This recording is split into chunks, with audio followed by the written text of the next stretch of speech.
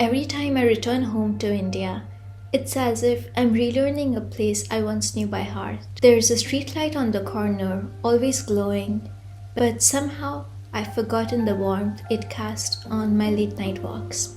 The stray dogs that waited for me are almost like a ghost of a memory now.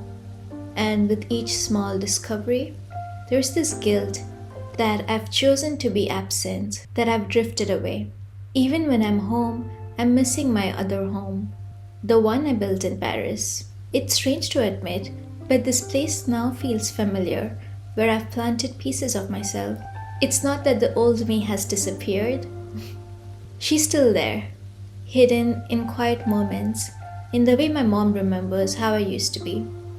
But when I look in the mirror, I barely recognize her.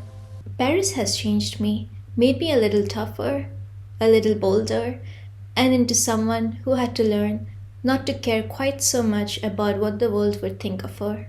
I've now become the strange auntie who lives abroad, the one that no one quite understands.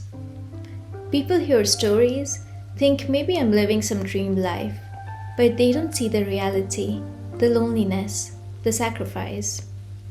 They don't see the moments where I feel like a guest star, making rare appearances in a show that's no longer mine. The loneliness in a new city made me desperate for friendships, romance, anyone who could fill silence. I clung to people because I didn't know how to be alone. There's a vulnerability that comes with that emptiness, a fragility that I did not expect. People say that moving abroad builds character.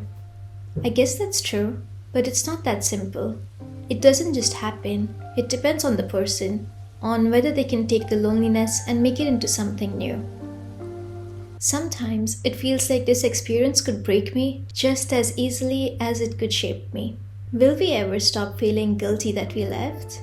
That we chose a path that made us strangers in the places we loved most? Maybe not, but perhaps this guilt is just the weight of love, stretched thin across two worlds, reminding us of who we were and who we're becoming. Home will always be there, but this chance to experience the world on my own, to grow, to build something out of nothing, that won't always be there.